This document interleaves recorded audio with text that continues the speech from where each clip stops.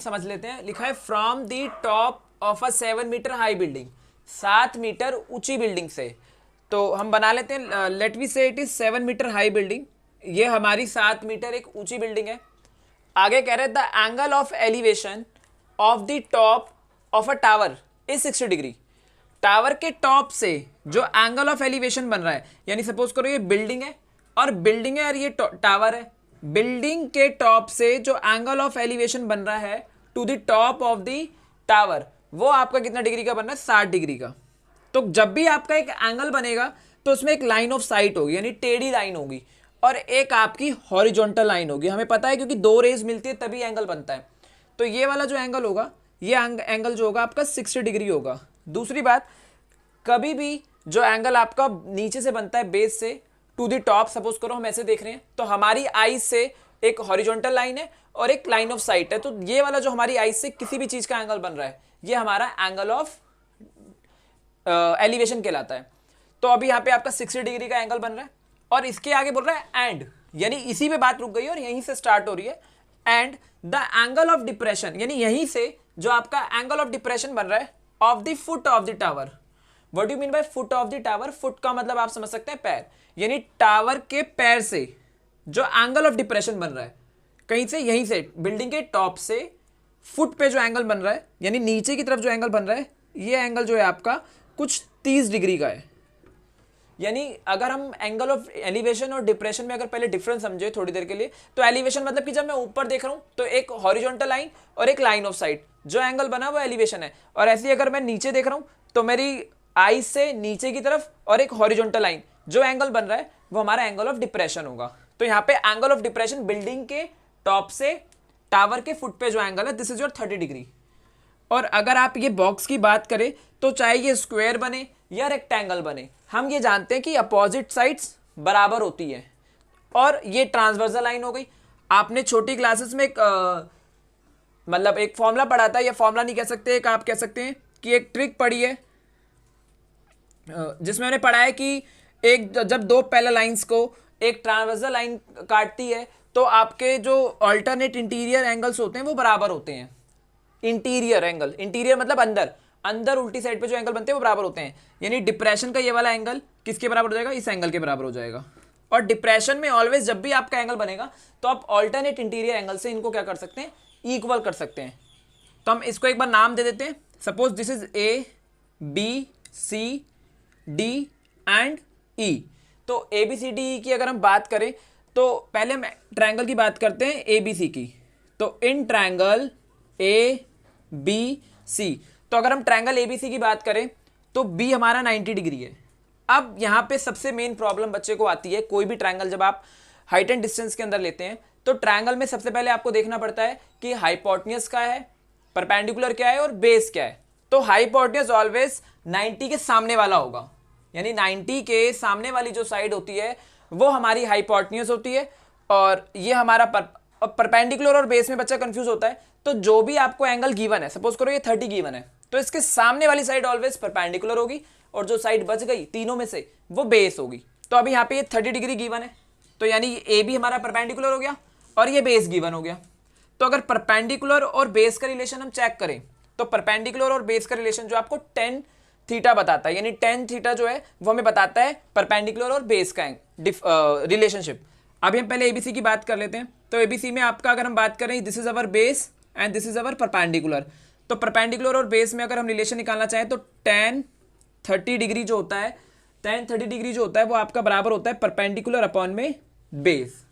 Ten 30 की जो value होती है वो आपकी, अगर आप निकालना चाहें बाय चार्ट अगर हम बात करें तो सबकी वैल्यू, अगर साइन की बात करें पहले 0 degree, 30 degree, 45 degree, 60 degree and 90 degree.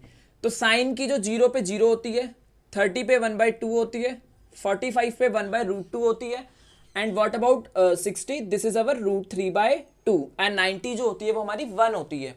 तो अगर हम कॉस की बात करें तो साइन तो है वो कॉस का उल्टा होता है, यानी 90 जो है आपका, रिवर्स कर दें ऑर्डर को, बस ये 1 आ जाएगा, इधर से इधर आ जाएगा √3/2, दिस इज अवन 1/√2 एंड 1/2 और ये आपका 0 हो जाएगा। और हम जानते हैं क्वेश्चन और फॉर्मूलों के अनुसार कि जो हमारा tan होता है वो साइन अपॉन में कॉस होता है, यानी साइन की वैल्यू को और कॉस की वैल्यू को आप क्या कर देंगे, डिवाइड कर देंगे, तो we will get the value of tan। तो 0 अपॉन में 1 वी गेट 0, ऐसे सबको डिवाइड करते चलेंगे आप, तो आपकी tan की वैल्यू भी आ जाएगी। यानी अगर एग्जाम में अगर आपको ये मान लो ये चार्ट नहीं लर्न करना है तो लर्न करना भी नहीं चाहिए, आप समझ चुके तो आप शायद 30 सेकंड में इस चार्ट को पेपर में बना देंगे, और जो कि आपके लिए हेल्पफुल रहेगा। √3 को अगर हम 1 से √3/2 को हम डिवाइड करेंगे 1/2 से, तो √3 आएगा, और 1 अपॉन में 0 नॉट डिफाइंड, क्योंकि हमने पढ़ा है कि जो भी हमारा अपॉन में 0 होता है वो नॉट डिफाइंड का केस होता है। नाउ हम बात कर लेते हैं tan 30 की। तो tan 30 डिग्री की जो वैल्यू होती है दिस इज अवर 1/√3। तो हम tan 30 की जगह क्या लिख सकते हैं, 1 अपॉन में √3 लिख सकते हैं।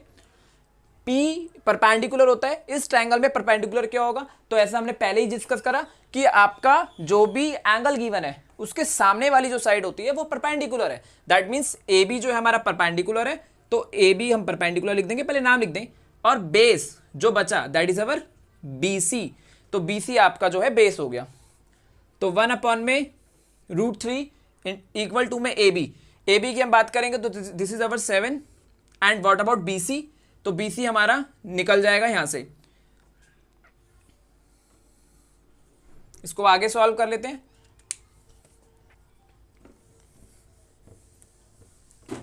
अगर हम आगे बात करें तो इसके अंदर अगर 1/√3 है तो 1 अपॉन में √3 इक्वल टू में आपका था 7 अपॉन में BC। तो 1 को अगर हम BC से मल्टीप्लाई करें, यानी 1 मल्टीप्लाई में BC क्रॉस मल्टीप्लाई करें, √3 मल्टीप्लाई में 7, यानी 7 मल्टीप्लाई में √3, BC को 1 से मल्टीप्लाई करेंगे वी गेट BC 7 मल्टीप्लाई में √3 7√3, तो BC हमारा 7√3 आ गया। अब जितना BC होगा उतना ही क्या होगा AD, क्योंकि अगर चाहे स्क्वायर बने या रेक्टेंगल बने हम जानते हैं कि अपोजिट साइड बराबर होती है, यानी BC जो है वो किसके बराबर होगा, AD के बराबर होगा। यानी BC आपका 7√3 है तो AD भी कितना हो जाएगा 7√3, तो AD आपका 7√3 आ गया यहाँ पे। अब AD आ गया तो इस वाले ट्रायंगल में भी हम रिलेशनशिप बना सकते हैं, this is your base and this is your perpendicular. Why it is perpendicular, हम जानते हैं, अभी बताया कि जो भी एंगल गिवन होता है उसके सामने वाली साइड जो होती है वो परपेंडिकुलर है, 90 के सामने वाली हाइपोटेन्यूज है, यानी बचा हुआ एंगल क्या होगा, बचा वाली साइड क्या होगी बेस। तो अब हम ट्रायंगल की बात कर लेते हैं, ट्रायंगल ADE, और अगर हम ट्रायंगल ADE में देखें तो बेस हमारे को गिवन है अब यहाँ पे एंड परपेंडिकुलर हमारा ये रहा। तो परपेंडिकुलर और बेस का रिलेशन अगेन हमने देखा कौन बताता है, tan बताता है। तो tan और जो भी एंगल है, एंगल कौन सा 60, तो tan 60 डिग्री जो होगा वो होगा हमारा परपेंडिकुलर अपॉन में बेस, परपेंडिकुलर अपॉन में बेस होगा। tan 60 की जो वैल्यू है, tan 60 की वैल्यू कितनी होती है, this is our √3 by chart आप ये देख सकते हैं, इसलिए एक बार चार्ट बना ले जो कि आपके लिए हेल्पफुल रहेगा। परपेंडिकुलर ED है, और व्हाट अबाउट बेस, तो बेस हमारा है AD, और AD तो हम जानते हैं पहले कि AD हमारा कितना आया है 7√3, AD हमारा कितना निकल कर आया है 7√3, तो AD की जगह हम लिख सकते हैं 7√3, या आप पहले AD मेंशन कर दें और उसके बाद इसमें पुट कर दें, यानी √3 बराबर में AD हमें निकालना है। AD हो गया हमारा 7√3, 7√3 को क्रॉस मल्टीप्लाई करेंगे √3 से इक्वल्स टू में ED, so we will get here 7 into में √3 मल्टीप्लाई में √3 it become √9, एंड 7 मल्टीप्लाई में √9 का आंसर कितना होता है 3, तो ये आपका आ जाएगा ED, एंड ED जो ED की वैल्यू आएगी, स्पेस नहीं है यहाँ पे हम ऊपर लिख लेते हैं, जो ED की वैल्यू आएगी आपकी वो आ जाएगी 21 मीटर, बिकॉज 7 3 जा 21 मीटर, तो ED की वैल्यू हमारे यहाँ पे 7 3 जा 21 आ चुकी है। नाउ अगर हमें टावर को देखना है तो हमको टावर पहले ही गिवन था, कितना गिवन था, E से लेके C तक तो हमारा टावर ही था। तो अब अगर हम टावर की बात करें तो EC जो है हमारा टावर है, यानी ED प्लस DC दोनों को प्लस करेंगे, टावर की हाइट आ जाएगी, जो कि क्वेश्चन में पूछा था, find the height of the tower. Tower की हाइट निकालनी है तो ये हमारे को पता है यहाँ से लेके यहाँ तक 7 है, और यहाँ से यहाँ तक हम कितने निकाल चुके हैं 21, तो 21 प्लस 7 इट बिकम 28, तो हम लिख देंगे हाइट ऑफ टावर। तो हाइट ऑफ टावर, टावर की हाइट, टावर की हाइट है, क्या है टावर की हाइट ED प्लस CD, तो ED हमारा जो आ गया है वो हमारा 21 आ गया है, एंड व्हाट अबाउट CD, तो जो CD हमारा पहले से गिवन था दिस इज अवर 7, तो 21 plus 7 it become 28 metre, this is our answer. अब हम नेक्स्ट क्वेश्चन देख लेते हैं। क्वेश्चन में आपका गिवन है toy is in the form of hemisphere surmounted bye a right circular cone. एक जो आपका टॉय है वो हेमिस्फीयर के ऊपर सरमाउंटेड है कोन, उसके रूप का है। यानी सरमाउंटेड का मतलब होता है किसी फिगर का किसी चीज के ऊपर होना। यानी आपको बोला है कि हेमिस्फीयर के ऊपर कौन सरमाउंटेड है, मतलब कौन इसके ऊपर बना हुआ है। आगे आपसे कह रहा है of the same base radius as that of the hemisphere, और मतलब जितना ही इसके बेस का रेडियस होगा, कोन के बेस का रेडियस होगा, उतना ही हेमिस्फीयर का रेडियस होगा। दोनों का रेडियस क्या है, समान है। तो हम पहले ये बात नोट कर लेते हैं। बेस ऑफ कोन या radius of the base of the cone, we will write here radius of the base of cone is equal to radius of hemisphere. दोनों का रेडियस जो है बराबर है। ये क्वेश्चन में हमारे को गिवन है। उसके आगे बोला गया है कि the radius of the base of the cone is 21 centimetre, मतलब कोन के बेस का रेडियस जो है वो 21 है। तो अगर रेडियस इसका 21 है तो दोनों का रेडियस समान है, यानी दोनों का रेडियस ही क्या हो गया, 21 हो गया।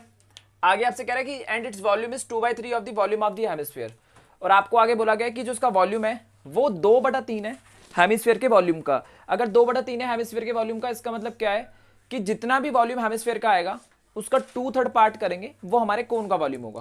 तो हम लिख लेते हैं volume of cone equal to होगा आपका वॉल्यूम इक्वल टू होगा आपका 2/3 ऑफ वॉल्यूम ऑफ हेमिस्फीयर।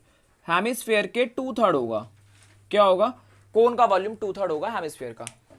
आपसे बोला गया है कि calculate the height of the कोन, आपको कोन की हाइट निकालनी है।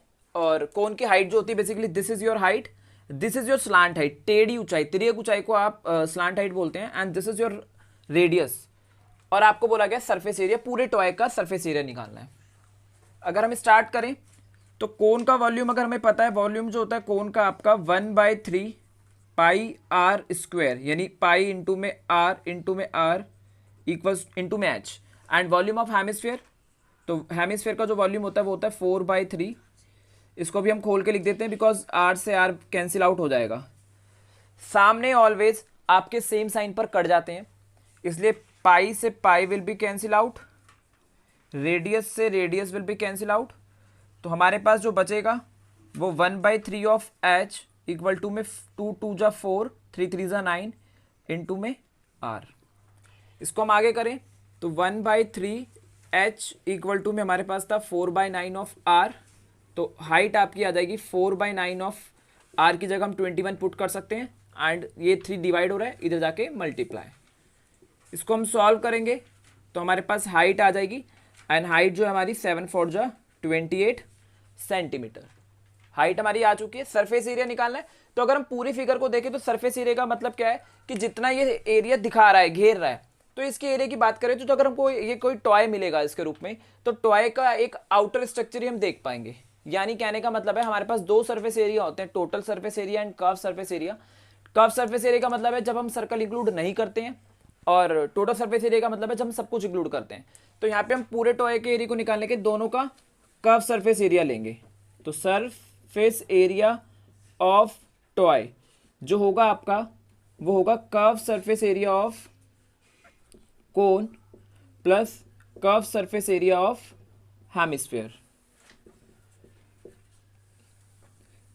और हम जानते हैं कि कर्व सरफेस एरिया जो कोन का होता है, कोन का कर्व सरफेस एरिया होता है pi r l, and hemisphere का होता है 2 पाई आर स्क्वायर।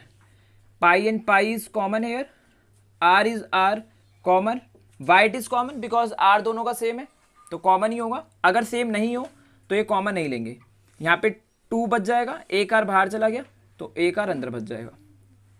पाई की वैल्यू पुट कर देंगे 22/7, रेडियस हमारा 21 है।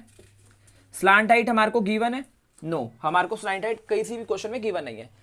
तो ये स्लांट हाइट होती है, और स्लांट हाइट का फॉर्मूला हम सभी जानते हैं। स्लांट हाइट का फॉर्मूला होता है एल स्क्वायर बराबर में होता है r square plus h square.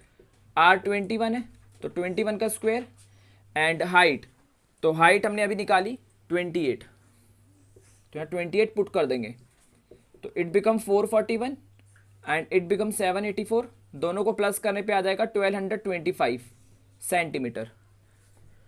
तो यहाँ पे अभी आपका 1225 आ गया। अभी स्लांट हाइट को हम अंडर स्क्वायर है, इधर जाके अंडर रूट हो जाता है, तो इसका जब हम अंडर रूट सॉल्व करेंगे तो ये आपका 35 आएगा। तो स्लांट हाइट आ गई हमारे पास 35। स्लांट हाइट 35 आ गई, तो स्लांट हाइट की जगह हम 35 लिख सकते हैं। 2 मल्टीप्लाई में रेडियस, रेडियस हमारे पास कितना गिवन था, रेडियस हमारे पास 21 गिवन था।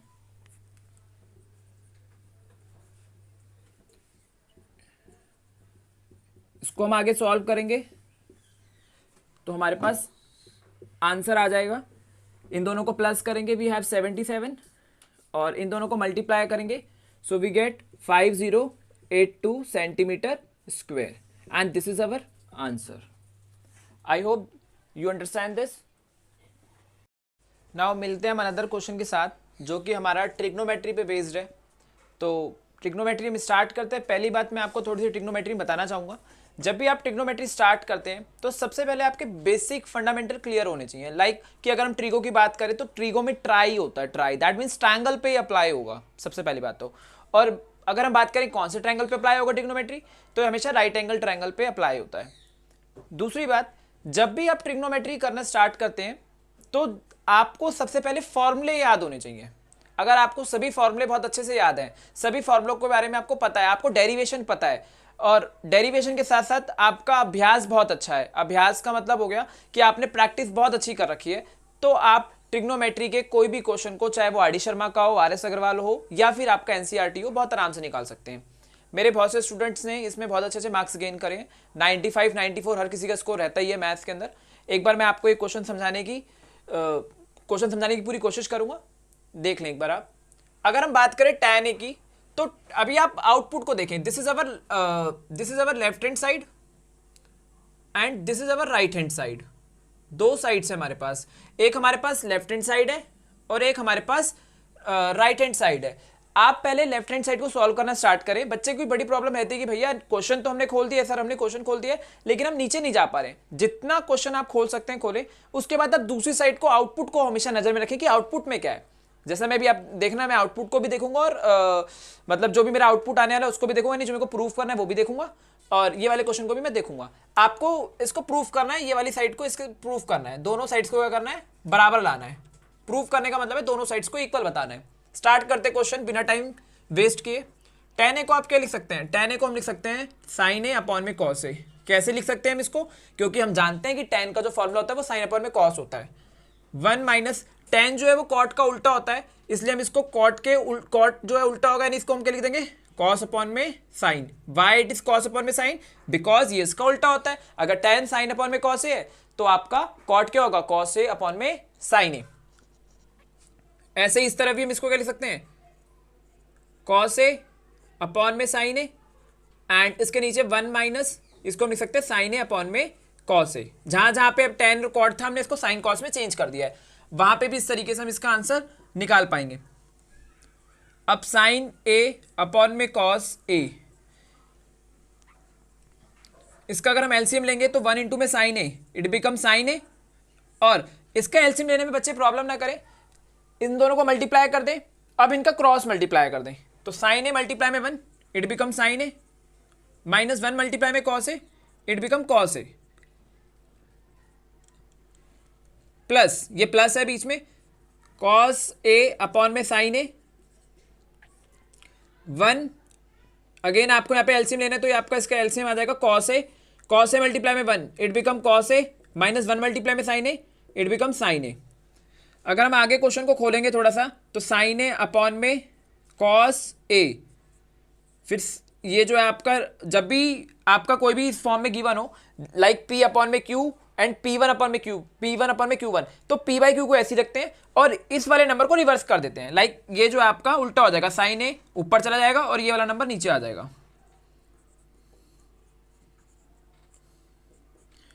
फिर यहाँ पे भी आपका cos a अपॉन में sin a, ऊपर वाला सेम रहता है और ये वाला रिवर्स हो जाता है। लाइक ये आपका हो जाएगा cos a and cos a minus sin a।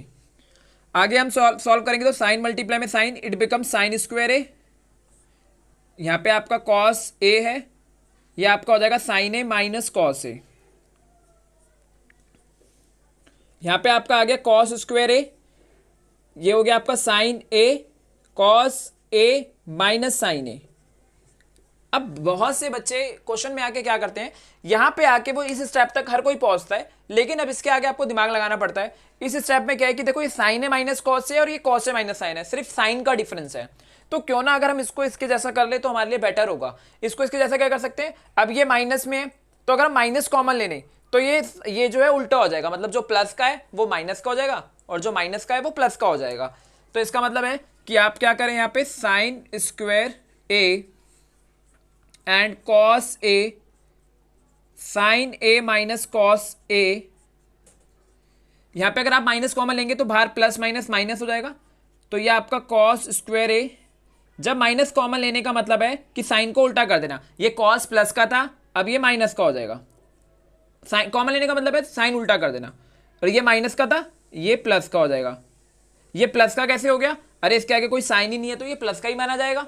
तो ये आपका सेम हो गया। देखो अब आप इनका एलसीएम ले सकते हो। अब इनमें एलसीएम कैसे लेते हैं, तो फिर विद्यार्थी कंफ्यूज होते हैं कि इसमें एलसीएम कैसे लिया जाएगा। तो देखो जो 2 बार लिखा है उसे एक ही बार लिख दें, जो 2 बार लिखा है उसे एक ही बार लिख दें। यानी साइन ए माइनस कॉस इधर भी लिखा है, साइन ए माइनस कॉस इधर भी लिखा है, तो हम इसको एक ही बार लिखेंगे। तो साइन ए एंड कॉस ए आपने एक बार लिख दिया, और यहाँ पे एलसीएम में आप उन सबको औरों को मल्टीप्लाई कर दें, यानी और क्या है कॉस ए और साइन ए। तो आप यहाँ पे साथ में लगा सकते हैं साइन ए एंड कॉस ए। जब भी एलसीएम लेना है तो मल्टीप्लाई ही करना है, और जो 2 बार है उसको एक बार लिखना है। अब मल्टीप्लाई अगर क्रॉस करेंगे हम, तो क्रॉस अगर मल्टीप्लाई करेंगे तो अब यहाँ पे आप क्रॉस मल्टीप्लाई में अब ये देखा जाता है, इसके नीचे देखो क्या है, कॉस ए है, यस है, साइन ए माइनस कॉस है, यस है, क्या नहीं है, साइन ए नहीं है। तो जो चीज नहीं होगी, जो भी आपका एंगल नहीं होगा उस एंगल से मल्टीप्लाई करोगे। यानी देखो इस पूरे में साइन ए नहीं है तो ऊपर वाले से किसको मल्टीप्लाई करोगे, साइन ए से।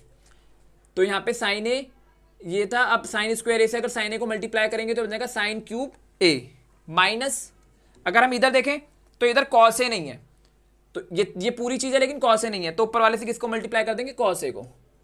जो नहीं होगा उससे मल्टीप्लाई किया जाएगा ना। हमारे पास एक आइडेंटिटी बन गई ए की क्यूब माइनस बी की क्यूब, और एज वी ऑलरेडी नो कि ए की क्यूब माइनस बी की क्यूब जो होती है वो आपकी होती है ए माइनस बी ब्रैकेट में A square plus A B plus B square. ये आपकी ए की क्यूब माइनस बी की क्यूब की आइडेंटिटी होती है। तो यहाँ पे हम ये अप्लाई कर देते हैं कि साइन पहले ए माइनस बी है, इसका मतलब साइन ए माइनस कॉस ए, फिर है आपका ए स्क्वायर यानी साइन स्क्वायर ए प्लस फिर आपका ए बी, मतलब ए मल्टीप्लाई में बी यानी साइन ए मल्टीप्लाई में कॉस ए, क्योंकि ए हमारा साइन ए है और बी हमारा कॉस ए है, प्लस बी स्क्वायर, बी हमारा है कॉस ए। तो यहाँ पे हम लिख देंगे कॉस स्क्वायर ए, थोड़ा छोटा लिखा गया है, अपॉन में आपका आ जाएगा sign A cos A, bracket में आपका है साइन ए कॉस ए। अगर हम यहाँ पे देखेंगे साइन ए और कॉस ए जो है आपका नीचे माइनस में था, सॉरी यहाँ पे मैं माइनस लगाना भूल गया, ये आपका माइनस में था, तो sign A minus cos A, sine A minus cos A cut गया आपका। अब ये दोनों नंबर कट गए हैं, तो आपका जो आउटपुट है वो कुछ इस प्रकार रहा है अभी, sign square A sine A cos A plus cos square A, upon में आपका रह गया साइन ए कॉस ए। अब यहां तक स्टूडेंट जब पहुंच जाते हैं तो वो फिर आउटपुट में कंफ्यूज होते हैं कि हमने इतनी मतलब स्टाफ से खींचा, इतनी आइडेंटिटीज भी लगाई, लेकिन फिर भी हमारे को आउटपुट नहीं मिला। लेकिन अगर हम थोड़ा सा और धैर्य रखें तो शायद आउटपुट आ चुका है, बस हमें देखना है। तो अब ये कैसे देखना है, देखो आप आउटपुट देखो यहाँ पे tan और कॉट है, आप दोबारा उसको चेंज कर दो। चेंज करने का मतलब है सबको इक्वल में ले लो, इक्वल का मतलब ये है कि अपॉन में ले लो, सॉरी इक्वल नहीं अपॉन में ले लो। तो अपॉन में हर किसी के अलग अलग अपॉन में दे दो, sign A cos A plus इसके भी अपॉन में, क्योंकि ये तो सबके अपॉन में, तो सबको तो सेपरेट करना है। जस्ट आपने जैसे ही सेपरेट करा आपके पास आंसर है साइन ए एंड कॉस ए, और इसके भी आप अपॉन में दे दो। देखो एक साइन है यहाँ पे, दो साइन है, तो एक साइन से एक साइन कट गया तो आपका एक साइन ऊपर रह गया और एक कॉस ए नीचे रह गया। भैया ऊपर या सर ऊपर साइन ए क्यों रह गया एक, क्योंकि यहाँ पे 2 साइन है और नीचे एक साइन है, तो आपका जब एक साइन कट जाएगा तो आपका एक साइन बच जाएगा, एंड ये आपका पूरा ही कट जाएगा, सो इट बिकम 1।